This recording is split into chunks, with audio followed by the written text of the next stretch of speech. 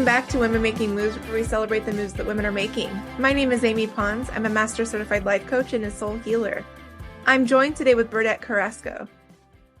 Berdette Carrasco, RN, has been providing compassionate obstetric care to women for over 27 years. Nursing is not just a profession to her, it's her passion and a defining part of her essence. Over the past decade, Berdette has noticed a concerning trend in healthcare, a lack of human touch and sensitivity leading to a disconnect between the mind, body, and spirit. This has had a negative impact on the birthing experience, and Berdette is determined to reverse this trend. Drawing on her extensive nursing background, she has developed MBS Triad, a user-friendly care model for pregnant women and those considering pregnancy. This model encompasses the mind, body, and spirit, ensuring comprehensive care that addresses the holistic needs of each individual. The aim is to provide a personalized experience that aligns with their expectations and desires. Berdette's career has included an estimated 4,500 births, and she has held several positions, including charge nurse, FEMA nurse during the pandemic, and manager of the Women and Infant Unit. After the loss of her beloved son Jacob to encephalopathy at the age of 4, Berdette co-founded the Embrace Palliative Care Foundation, running from 2011 to 2018, the first perinatal palliative care program in Arizona. Her work with Embrace led to the development of similar programs in hospitals across the state. Berdette's work has been recognized with numerous awards, including being named a 2011 Healthcare Hero by Phoenix Business Journal for her groundbreaking work in perinatal hospice. She continues to work with hospitals and healthcare teams to bring awareness through education and support to patients facing difficult pregnancies. Throughout the journey, Berdette continues to serve as a coach and advocate, empowering women to make informed decisions and actively participate in their care. Her extensive nursing background provides a solid foundation for offering guidance and support, allowing women to navigate the complexities of pregnancy, labor, and postpartum with confidence. Berdette, welcome. Thank you so much, Amy. I appreciate that intro. I love when there's big words, big, important words, and I learned something. So that's always fun. Right, absolutely. I'm excited to talk about this so much because something that's been on my mind for years is the sheer trauma that birth has, and I haven't given birth, but hearing from friends, like the newborn coming into that trauma, but also the mom and the whomever. And I love the work that you're doing to not only ease that, but just game change how we think about this entire end-to-end experience.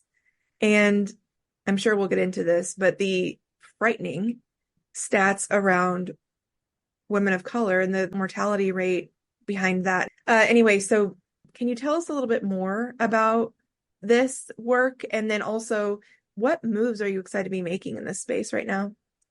Yeah, absolutely.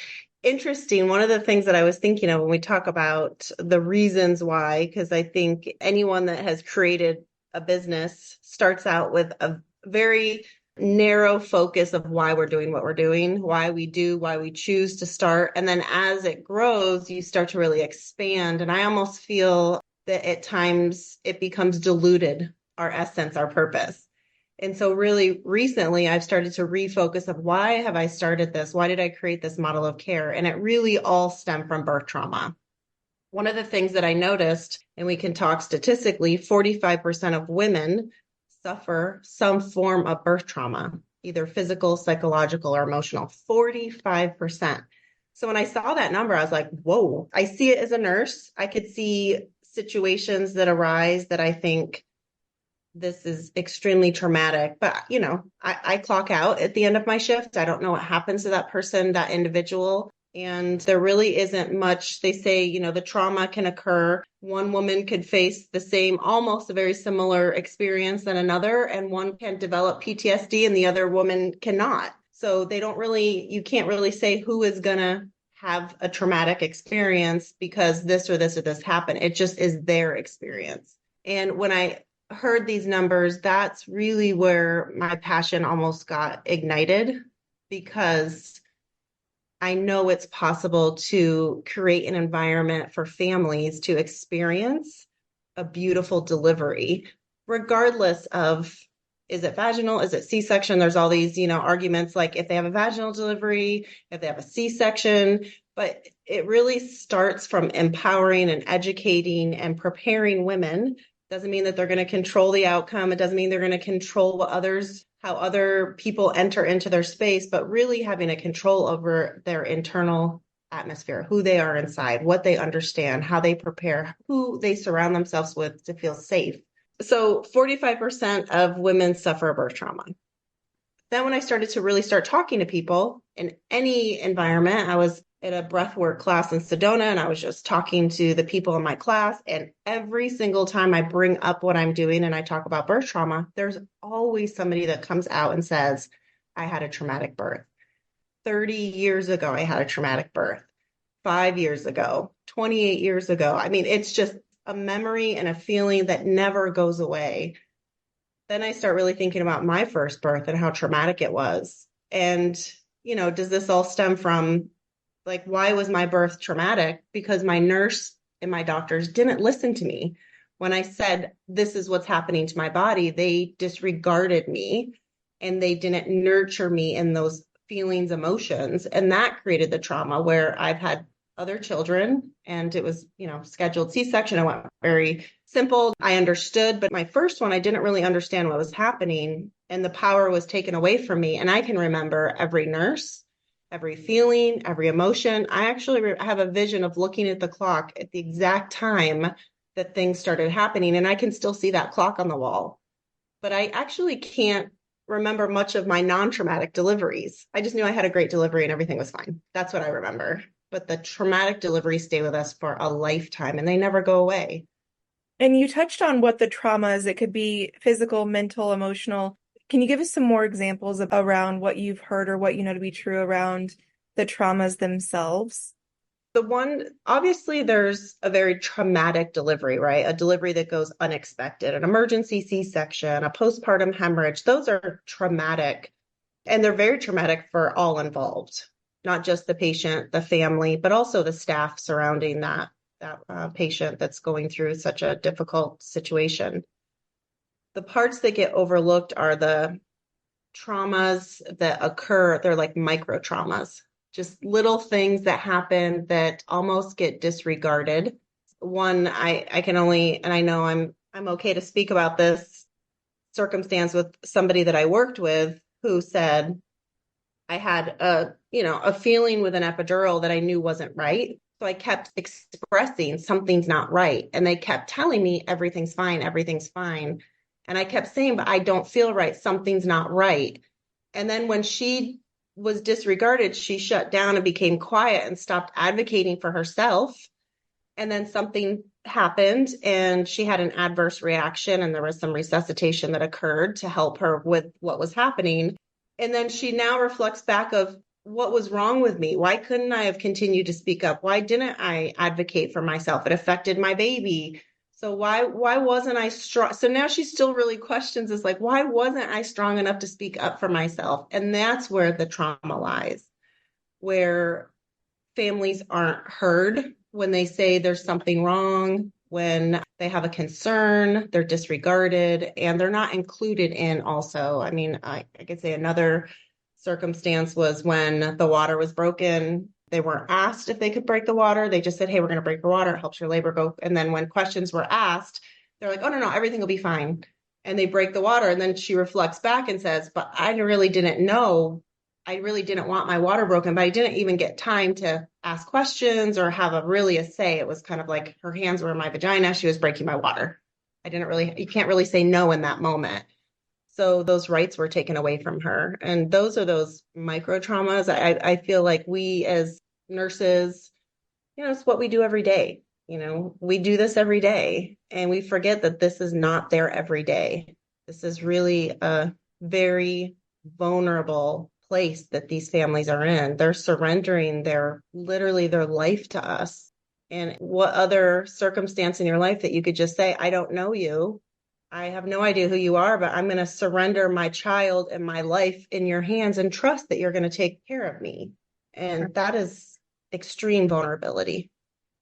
Yeah. And what I'm hearing from you is these women feel responsible, guilt, judgment toward themselves for not speaking up. And what resonates with me, I haven't had a traumatic birth, but I have been in so many situations in which I don't feel heard, like people aren't listening to me about my body. I feel like it's a larger epidemic of like, one, people not trusting for some reason, like medical staff not trusting when someone has a feeling in their body. They brush it off. I don't know what that is. And then the next one is something similar.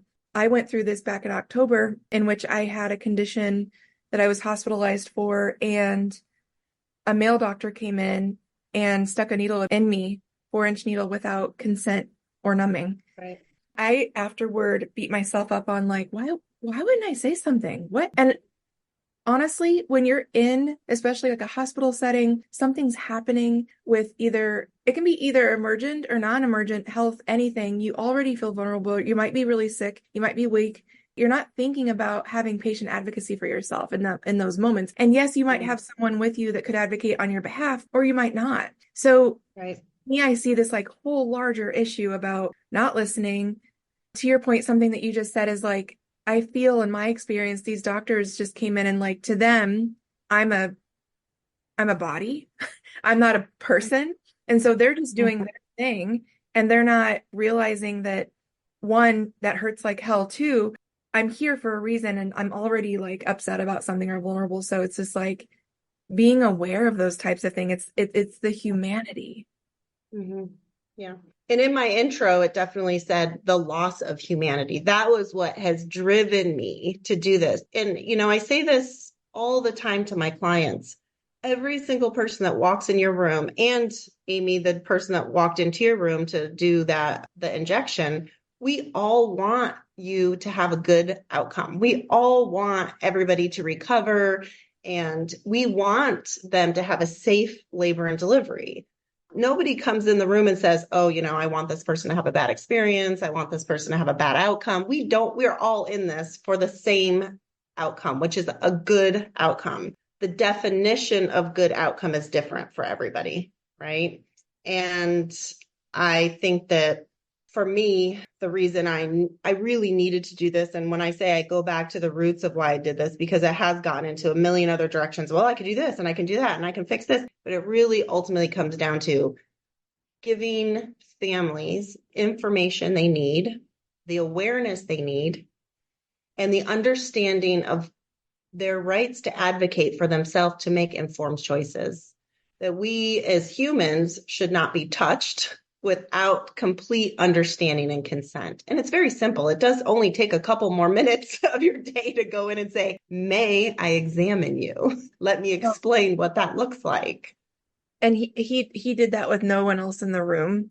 And my nurse, when she found out, she raised some hell. And so it was this whole thing, so I really resonate with that part of this. So within MBS Triad, what are the moves that you're excited to be making? What's coming up next as we unfold into 2024?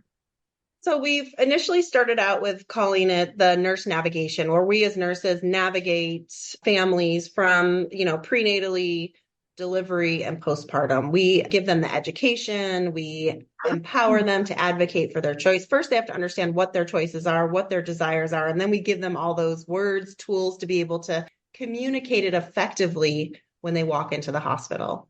What we were finding through this in the last year of using this is people don't really understand what a navigator is. Like, what is that? Like, what does that mean?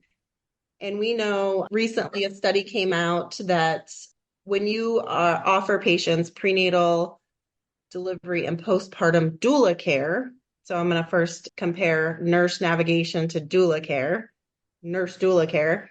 Navigation is education, support, advocacy, and really just relationship, compassion, creating that relationship with your client. Doula care is emotional support, advocacy, education, and creating a relationship, a trusting relationship. They're exactly the same.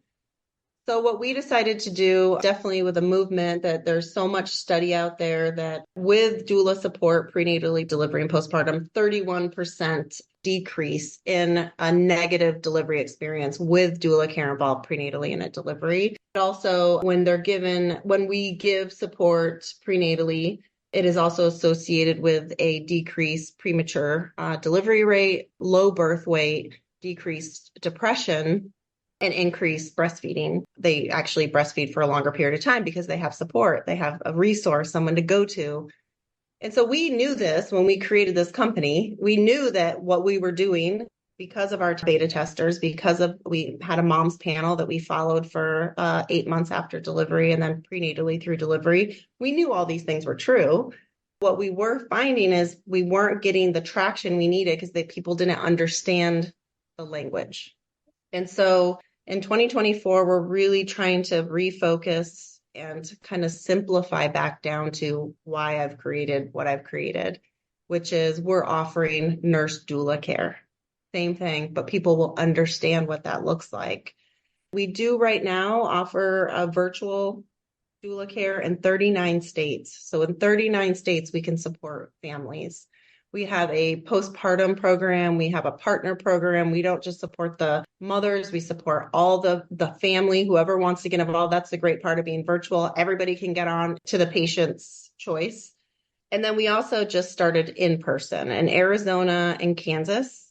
We can do in-person doula care, which is exciting for me because we can now meet with anyone that wants to be, I don't know, I feel like a lot of people are going virtual, but there are some people that still want that in person, and we can offer that. And then as this grows, we can get more doulas on board throughout the United States that can then support in person and have a virtual platform, which is exciting that they can see clients not only in person, but we have programs that just kind of do this drip notification every day. Like, did you drink water today? Did you feel the baby move today? You know, all these things that we can stay connected. It's not just a 3 visit. It's not just a 4 visit. It's not just delivery support, but we can have this ongoing relationship with our clients as long as they need us for. So I'm excited for that. We just are rolling that out actually this month. We have a meeting tomorrow with all the nurses and doulas to see, hey, like, how can we really get this out there and market it? The other thing that's exciting is doula care currently is kind of geared towards people that can pay for doula care, right? So between $1,000 to $3,000 for a doula service. And our virtual doula program is actually affordable. It's half that cost to be able to virtually. So it's going to be able to really serve a community of families that previously weren't able to afford those services. So we're excited about that too. And now your organization, it's called MBSphere, right? Correct. Mm-hmm. Okay. And when did that transition from MBS Triad? So MBSphere is just like the company name, and the mind, body, spirit triad is just the 3 that are really important that we activate and balance through the pregnancy and delivery. Because really, we have to have all parts present when we're having a baby. We have to, have our mind, the educated, aware, our fears kind of alleviated as much as possible through empowerment and education. Our body, there's so many things we can do throughout our pregnancy to get us ready for labor. It's not just going to a doctor's appointment. There's so many other things that are really just don't take much time that can really support the body for labor. And then obviously the spirit. I mean, that is a powerful force for delivery. Not very many women know the importance of the spirit during labor and how much the divine feminine really grabs hold and takes over and needs to be up front and ready for that delivery to nurture and create like the divine feminine does. You just spoke to my heart. Every corner of the world right now, I feel like we've been skewed in the masculine for thousands of years. And women like me, many of us, I mean, humanity is being asked to upgrade, level up, vibrate higher. Right. It's divine feminine calling us. And I know that all humans are being asked to upgrade, but I also know women are specifically being asked to usher in the divine feminine and create the balance that our lifetime has never had. So in no surprise, the birthing experience end to end has become skewed to the masculine, which is, as you know, I mean, we were talking about, like, in the masculine, it's doing, it's checking the box, it's the task, it's the actual doing of things. Whereas the feminine is feeling, trusting, flowing, believing. And when those two work together, the balance is so gorgeous. You know, if we stay in the divine feminine for birth, we might not give birth, like there has to be an action. Right. The balance and being aware of that is so amazing. And knowing that the baby is a soul coming in and they are experiencing, by the way, I mean, and I love your thoughts on this too. When we are in utero, we're already absorbing what anything that our mom felt, grandma felt, great grandmas, we're already in there and it's already in us. So one more, as we enter this world, if it's traumatic, That's how our life starts. I know, I know. Isn't that just so heartbreaking? Ah, and I know, like, for me specifically, my mom had a very traumatic birth. We both almost died. And it was a very like last minute thing that I popped out and we were okay, but that's in me. That's still in me at some point. Right. You know, let's say that a woman is there, she's like giving birth and your team is not on site and she's experiencing something adverse. Do they call you up and be like, can you, like, what kind of things do you offer, like, in that emergent situation? Like, do you school the doctor? Like, what happens? What does that look like? Oh no. So so it's really important. This is really interesting that it's really important that the family feels they have created a relationship with their provider. If that's a midwife or if that's a physician, they have created a trusting relationship with their provider. So for anyone to walk in and instill doubt into that family is actually only adding to the trauma. So there is a way to partner with providers and work together as a team. That's really where the importance of decreasing birth trauma is, that we all work together. We hear the patient. We help the patient understand realistic expectations for them and what they want, because obviously one person might have some diagnosis that make it very difficult for them to be able to have the delivery they want. It would be unsafe, but there's a way to help them understand that. And then the doctor's job is to inform the patient. Our job is to support that information. Either, support it in a way to help the patient understand, give them the resources to read and learn more about it, and then really just building that trusting circle around the family is so important. It's leading up to, I was just wondering if I were in that situation and something was going awry, I would like get Berdette on FaceTime and be like, talk to her. Yeah, that actually has happened in all fairness. Would we do that? Absolutely. That has happened. So I had a client who, and I do want to say that all the clients I talk about have signed a release. So they actually did this because they feel it's so important and they want others to be able to experience what they experienced with us. But we did have a client.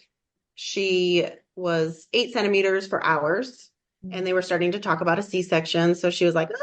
So she did call me. She's like, Berdette, So I was able to communicate through her to be able to have her effectively communicate to her nurse in a partnering manner, not a demanding, not do this. But I just said, here's a position, here's the picture, show your nurse and say, do you think we can just try this for 30 minutes? Just ask her. So she did. And the next text I got, not very long after, was I had the baby with a picture of the baby. So it was those, right? So it's not like holding up and being like, hey, do this better this way or that way. It's really us empowering the patient, giving them choices and options and allowing them to feel like they have the support behind them to be able to express their wishes and their choices. And then doing it in a way that's received, non-confrontational, right? Got it. Okay. Yeah, I was just wondering if that's ever happened, because it's like I can imagine you virtually being up on a big screen somewhere being like, okay, let's back up on that. So that's awesome. Okay, so that has happened. And I imagine that really feels safe. I would have loved to have that. And again, mine wasn't a birth trauma, but like in the trauma I was experiencing, I would have loved to have that advocate, because again, the average person, and maybe I'm making a broad brush here, the average person doesn't understand what they can like what their rights are heading into a medical situation unless you've done it before. I've shared my story a few times, and patient advocacy is just not well known. Because it's like, well, those are doctors, they know more than me. And there was something, and you know me for a little bit now, like I'm a very strong, opinionated person. And like, I advocate so hard for everyone around me. And it was like, when it came for myself, I almost had like a freeze, like, oh, I guess this is okay. Like, I don't know. And then you reflect back and you start to really, I mean, I can just hear you say, that wasn't me. No. So that circumstance made me be somebody that I'm not. And who is that woman? Like, it's almost like, who is that? It was for me specifically, it was the woman who, in the first 40 years of her life, always felt less than and was looking toward a man to, knowing that he knew better. That's who Right. she was. And so I've sat with her and was like, hey, are you okay? Like we were not all okay for a minute. It's like we really had to work through that. So anyway, I'm so happy that you've developed this. It sounds a little bit like a birthing concierge. That's exactly. And that's interesting you say that because because I have a cousin who's always trying to change the name of the company. She's so cute. She's very outspoken and she has a lot to say, but she's like, I think you need to change this to birthing concierge. You're a concierge service. I'm like, okay. So I it's so hard because I know by all the years of nursing that you can literally walk into a room and transform energy with your energy. I have many circumstances walked into a room where somebody was 6 or 8 centimeters for 6 to 12 hours, no change, ready to go to the OR. And I have said, just give me a minute, just 1 minute. And I just went in and shifted energy in the room, empowered the family, empowered the patient, instilled faith, and then the baby's there. I mean, this isn't me making this up. This has happened over and over again. I know. And that's the thing. That's what I mean by like women are natural healers. We are innate healers by Right. and so this element of, and again, me coming from the corporate world, this is like when we talk about energy work, light workers, when I'm in my coaching sessions, we're moving energy and we actually do some energy work, light work, energy moving activities because that is being asked to come up and be released in some way. But when we talk about it, people are like, oh, that's woo, that's witchy. Right. Right. Yo, folks, we are all energetic beings. We are stardust in this world. And so like exactly. Everything is energy. Everything we do is an energetic exchange. So imagine what you can do, the power that Berdette's talking about, walking into this situation where it's literally life or death for you and your offspring. And you're able to shift that into not safe is like the least of it. Safe, empowering, championing. You're championing the woman, the fetus, the family, and the medical team to be their best selves in those moments. How exquisite. Yep. And that I don't think nurses are given enough credit. We as nurses have that power. And so we need to honor that. We need to understand that. And we need to know that we can shift a whole entire experience from one way or another by our energy, by the way we interact, by the way we see that soul, that spirit laying in that bed for who they are, not who we want them to be, not who we think they should be, but truly who that individual is. Yeah. And not on the timetable. I'm hoping that this energetic shift, putting the humanities back into this work that are literal soul, I'm hoping that growing this more and more and seeing how big of a shift it makes, like what you're talking about, is that we throw away the old playbooks that we've been doing for the past 100 years, which is like names or room numbers on a board. It's like, okay, cool. Room number 1 delivered. No. Throw all those schedules away, those timetables. And Berdette, I know we're both talking about like in a complete uproot to the medical system. So, right, absolutely. Yeah. So, it may get frowned upon. Well, I don't care. We're in charge of flipping everything on its head. There's a lot, and it's not just medical, it is in every industry. And again, for those who listen and be like, it is again because we have gone so far into the masculine of doing. And it's money, it's the power, it's the infrastructure, hierarchy, control, and the order. Absolutely. All we're talking about is considering what your day-to-day could be if you allow the divine feminine in of the feel, flow, trust, believe, and getting in the energetic soul plane, even by 1 degree. We're not suggesting overnight, but like if you were able to just like ratchet just by 1 degree every single day, that balance will still get shit done, by the way. But the balance of being able to tap into soul and energy is exquisite and needed into where the world, the new paradigm is shifting to. So.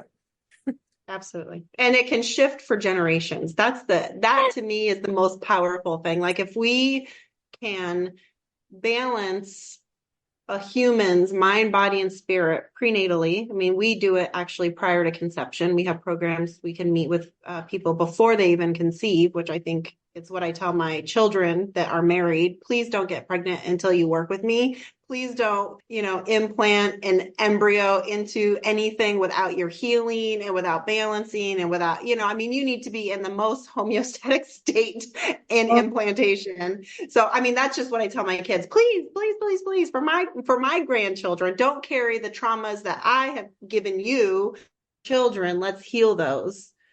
That's mind-blowing because you used a really key word, implant.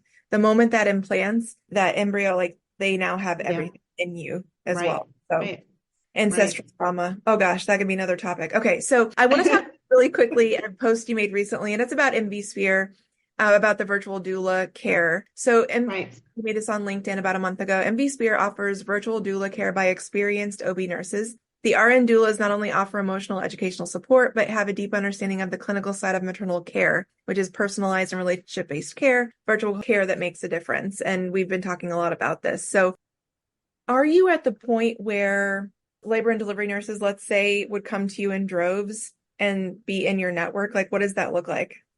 Yeah, well, it's interesting. That is something I would love. I currently, right now, how I shift, just so you know, my sole purpose is transition. I'm like the transitional queen. I like to transition one person from another by an awareness of just me. I'm not quite sure how I do it, but I think that's how most people do when they have this ability to heal or this ability for intuition. It just is. So I sometimes bring an awareness to people that they never thought of before.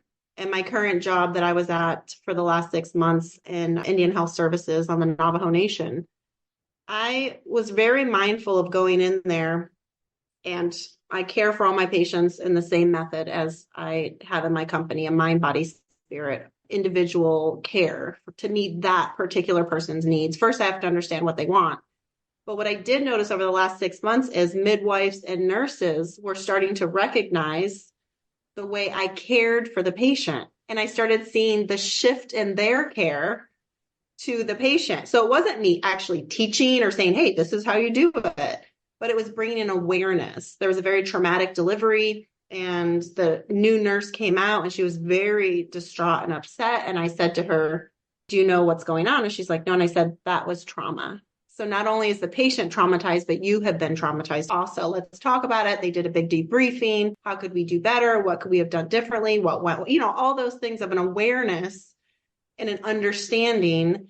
And that shifted her practice and her care. So it's really just by an example of you can make a difference, and people are seeing it, they're noticing it, and they're changing their own practice. I also have put a few posts up in nursing sites, and there are so many nurses that are like, yes, please show me how to do this. Teach me how to do this. And we just submitted to the state of Arizona to be a recognized training program. And this will be based on the mind, body, spirit training. So we're waiting, sending positive vibes out into the universe that this is going to be accepted and we can start training nurses.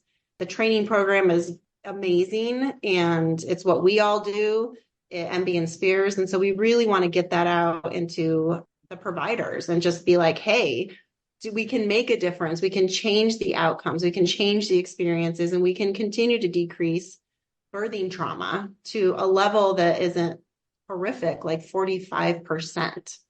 And like I said before, there are going to be circumstances that we can't control, but in knowing that if we offer this care, even post-traumatic delivery, we offer compassion, we offer them guidance and interventions and things that they can do to really heal from that. And even an understanding of, why did this happen to me? What could I have done differently? Which is usually nothing, but just somebody to talk to, somebody to help understand from a clinical side. Yes, emotional support is so important. Absolutely 100%. The priority is giving them up. But there's also needs to be this clinical understanding after the patient goes home. What happened to me and why did it happen? Trying to explain that sometimes in the midst of all that's going on, only little bits stick. So they need somebody else afterwards to come in that understands why that emergency C-section happened. And they could go to their provider, they could make an appointment, but that's really difficult for new moms and new families to make another appointment on top of the other appointments. So giving them one of the things that most of the healthcare does is we all want to just fill in gaps, easy, accessible resource. I have so many people to tag when this goes live. So as we start to wind down, what would you say to folks that might say the birthing concierge is a nice to have? We're not in competition. We all want the same thing. We want to improve maternal outcomes. We want to decrease mortality and morbidity rates. That's what we all want.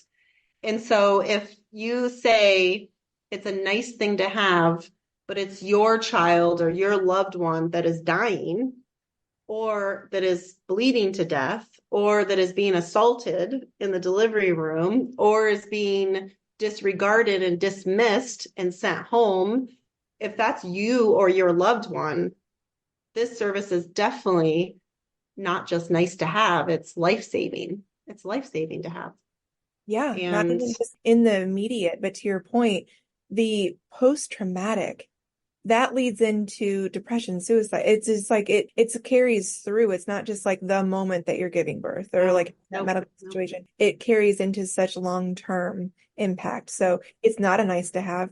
And this is me speaking now, like from my perspective, Absolutely. not a nice to have. It's an essential to make sure that like, we're setting these new generations up with the highest success of being able to clear the ancestral trauma that we've been carrying, like we've talked about for thousands of years. We have all of that in us, and it reaches a point where as an adult, we heal it at some point. Hopefully, if you don't, we should talk. Mm-hmm. It depends on like how, like when you have that awakening that you're like, oh, this isn't mine and I can heal it, and let me heal on behalf of all my ancestors. Right. It's the best way to usher in this amazing new successful generation at both the divine feminine and getting back to the divine masculine, because right now it's hot. Yeah. Okay. So where do we find you? My website, MBSphere.com. It really goes over all the services, everything we offer, all the packages, the costs, very upfront. I really, really, really just want, it's so hard for me, which maybe this is for people that start companies, I don't know, but it's so hard for me to charge anything because I want to give this to everybody. You know, I've had clients recently call me on state access. So they don't have the funds for a doula, but they need a doula. They need support. I have the nurse mind, the spiritual mind that says every human deserves this. Every human deserves to be loved and shown compassion and be given a chance for a beautiful birth experience. As you align your energies with that balance, you position yourself in a state of receiving so that you can receive more abundance to make a larger impact and be able to, it's both and. It's like, yes, right. I hear you. And being able to be compensated for this invaluable service so that you can then grow and help even more. I know you get that, but it's just sometimes day to day, it's sometimes hard to put that in. Yeah. It is. Yeah, it absolutely is. And I do think if I'm going to tell others to be balanced in their energies and a mind, body, spirit balance, then it's so important that myself and the people working in my company stay exactly the same. We're all in alignment, that it's not solely focused on profit and funding or task, but it's also as equally focused on spirituality and gifts and compassion and love. So it's really that constant fight for balance, because we do live in a society that doesn't always honor that balance. It tries to pull us one way or another. It's essential to have that alignment and balance in yourself while having to operate in the society that's imbalanced. It's an ongoing process. I get that. So closing remarks as we wind down. You know, I just am so grateful, Amy, that you've given the opportunity of an awareness.